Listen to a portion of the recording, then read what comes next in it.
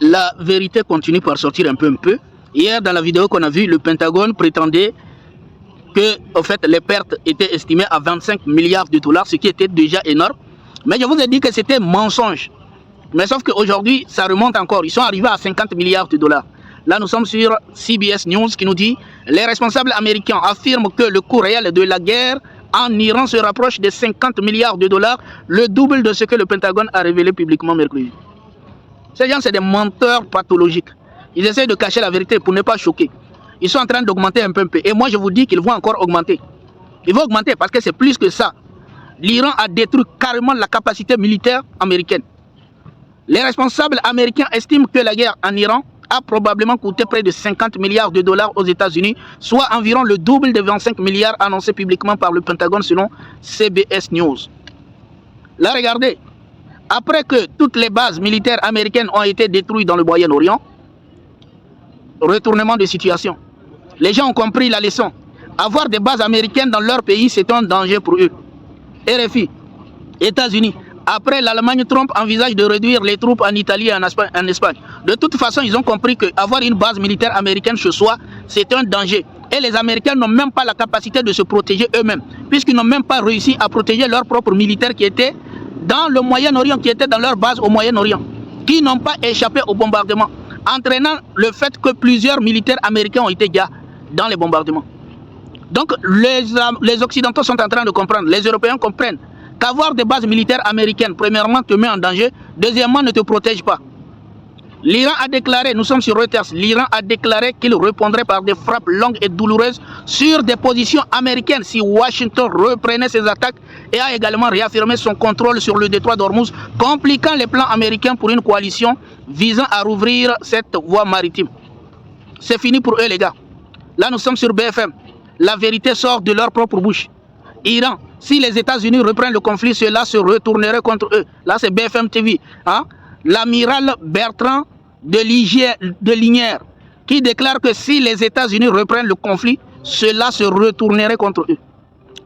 Tout le monde a vu. L'Iran est un danger. En réalité, ils sont en train de comprendre que provoquer l'Iran, c'est de se mettre en danger. S'il y a bien une leçon que les Européens et les Américains ont compris, c'est ne jamais provoquer les Iraniens. Il faut les laisser tranquilles. Et à chaque fois que les Américains et les Européens considèrent un peuple comme quelqu'un qu'il ne faut jamais provoquer, vous allez vivre désormais très tranquillement.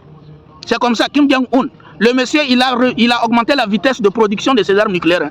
Mais personne ne va le provoquer. Ils font comme s'ils n'ont rien vu. Récemment, Kim Jong-un a demandé à ces scientifiques, ces ingénieurs, d'augmenter la cadence de production de ses armes nucléaires. Il n'y a personne qui a osé aller lui faire la leçon.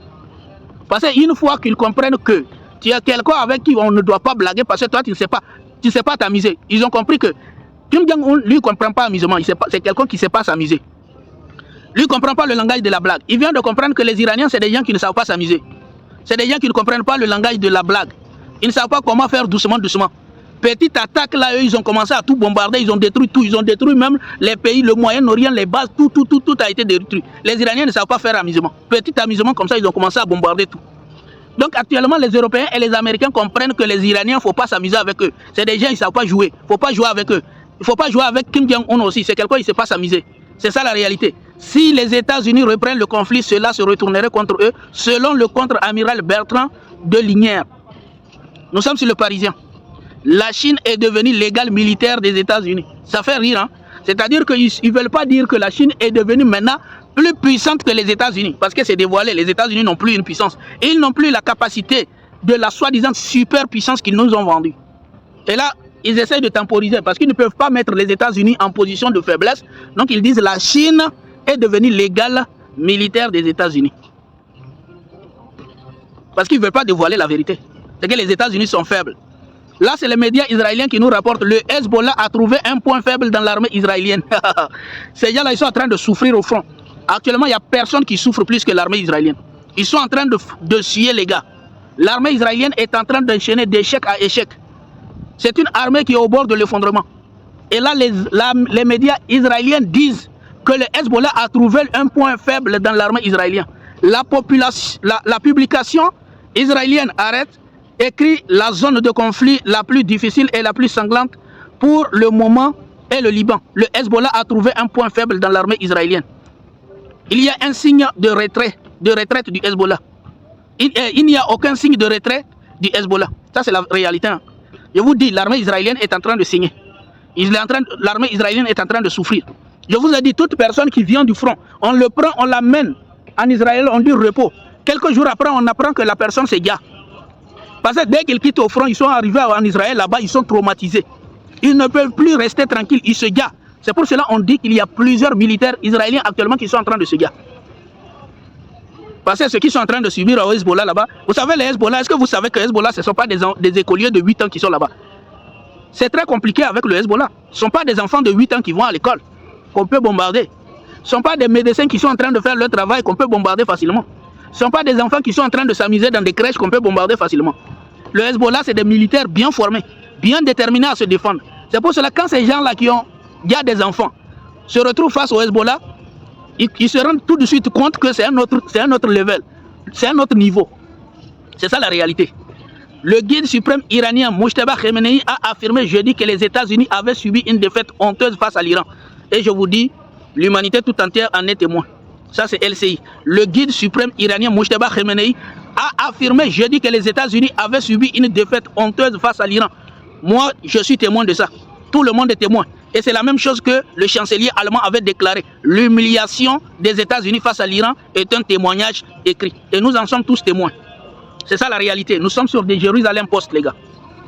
Bienvenue dans la bonne information. Nous sommes sur Jérusalem Post. Les États-Unis annoncent que les hostilités avec l'Iran ont pris fin en vertu des pouvoirs de guerre après l'absence de tir depuis le cessez-le-feu du 7 avril.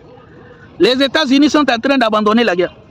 Je vous dis, les Iraniens, c'est des gens, ils ne savent pas s'amuser. Faut éviter de rentrer en palabre avec eux. Ils ne savent pas s'amuser. Et c'est ça que les Américains sont en train de se rendre compte. Ils sont en train de se retirer subtilement. Les États-Unis annoncent que les hostilités avec l'Iran ont pris fin en vertu des pouvoirs de guerre après l'absence de tir depuis le 7. C'est-à-dire qu'ils sont en train de sortir pour laisser Israël. Eux, ils sont déjà coincés là-bas. L'armée israélienne, elle est coincée là-bas. Au Hezbollah, face au Hezbollah. Le Hezbollah traumatise certains, il gagne certains. Et ceux qui arrivent à échapper, qui sont traumatisés, ils arrivent à la maison, ils se gardent entre eux là-bas. Ils se gardent. Nous sommes sur BFM. Guerre en Iran. Le ministre iranien des Affaires étrangères considère que les factures mensuelles des foyers américains est en hausse. Malgré le cessez-le-feu, l'économie américaine continue de saigner. C'est ça la vérité. Et les Américains vont payer le prix fort. Ils vont payer le prix. Parce que malgré, même si la guerre finit, pour eux, la facture va toujours augmenter. Parce que les conséquences de la guerre, c'est des choses qui prennent des années avant de finir. Nous sommes sur Sputnik Afrique. L'Iran a présenté un drone pendant que nous sommes en train de voir les autres sont coincés. L'Iran, lui, il est toujours en train de fabriquer. Les ingénieurs iraniens ne se reposent pas. Ils sont toujours en production. Ils sont toujours en train de proposer de nouveautés. Pour dire aux autres, la guerre ne nous empêche pas d'avancer. La guerre ne nous empêche pas de nous développer. Ça ne nous empêche pas de croître les capacités de notre armée. L'Iran a présenté un drone kamikaze de nouvelle génération, les gars. Le drone Arash, proche du Shahed 136, aurait été dévoilé mercredi soir sur la place Englab de Téhéran, lors de la manifestation quotidienne contre les États-Unis et Israël. Le président Trump déclare qu'il n'est pas content des groupes kurdes. Regardez, ça c'est la réalité. Donald Trump s'est fait duper. Donald Trump s'est fait duper. Parce qu'au début, il a fourni énormément d'armes et de l'argent aux Kurdes. Parce qu'il pensait qu'il allait instrumentaliser les Kurdes pour aller donner des armes aux manifestants qui vont se garer, manifestants en Iran, et créer un chaos civil. Pour ne pas prononcer le nom, un chaos civil en Iran, et eux ils vont profiter pour terminer l'Iran. Les Kurdes, ils ont pris l'argent, ils ont pris les armes, ils ont gardé. Ils ne sont pas allés. Et c'est là Donald Trump voit qu'il s'est fait duper. Le président Trump déclare qu'il n'est pas content des groupes kurdes qui étaient censés fournir des armes américaines aux manifestants iraniens pour déclencher une révolte. Les Kurdes n'ont pas livré les armes. Donc regardez la dangerosité. Regardez la dangerosité de ces gens-là. C'est-à-dire que les Américains sont tellement horribles dans le monde. Ces gens sont tellement mauvais que qu'est-ce qu'ils font? Ils veulent fournir des armes à des manifestants pour aller se garer entre eux. Voici la stratégie américaine. Hein. Voici le désordre que les Américains mettent dans le monde. Fournir des armes à des civils pour qu'ils se garent entre eux. Vous comprenez? Et là, ils se plaignent même d'avoir été dupés. Parce que les Iraniens ont été clairs. Au début, ils ont envoyé un message aux Kurdes. Ils ont dit si jamais vous rentrez, c'est fini, vous ne sortez plus. Eux, ils ont pris tout le financement, les armes, etc. que les Américains ont envoyé, tout. Ils ont bloqué, ils n'ont rien fait. Et là, Donald Trump, il est là, il se plaint. Ce monsieur n'a pas de honte, il n'a même pas de dignité, c'est quelqu'un qui n'a plus de dignité. Nous sommes sur le média de propagande israélien, I24 News, sans évacuer. Et là, qu'est-ce qui est en train de se passer? Pendant que Donald Trump est en train de se retirer de la guerre, en fait, Israël est en train de comprendre qu'il a échoué tout. Surtout, non seulement Israël a été détruit, ils ont offert un atout stratégique considérable à l'Iran, qui est le détroit d'Ormuz. L'Iran est en train de vendre son pétrole à un prix encore plus élevé. La guerre est en train de fournir à l'Iran de l'argent, des moyens et des atouts stratégiques. Pendant ce temps, Israël a été détruit, son armée est au bord de l'effondrement, son économie, on ne parle pas. Et là, ils sont en train de comprendre que, en fait, ils sont les grands perdants dans cette guerre. Israël, sans évacuation de l'uranium enrichi iranien, la guerre serait un échec total selon un responsable militaire. Les responsables militaires israéliens disent, mais cette guerre-là, si on se retire comme ça, cette guerre finie, on n'a pas notre soi-disant uranium enrichi, on n'a pas le changement de régime, on n'a rien de ce qu'on pensait pouvoir obtenir dans cette guerre. Mais c'est que c'est un échec. Là, ils sont en train de se rendre compte qu'ils sont les dindons de la farce. C'est ça la nouvelle réalité. RT, les frappes iraniennes ont infligé des dommages sans précédent à la majorité des sites militaires américains au Moyen-Orient. Ça, c'est CNN qui rapporte cela. Enquête révèle au moins 16 sites militaires américains touchés, incluant des cibles de haute valeur. 16 sites. Hein? Des centres névralgiques, désormais coquilles vides et endommagées. C'est fini. Frappe iranienne raye de la carte les bases américaines clés à travers le Moyen-Orient, rapporte CNN.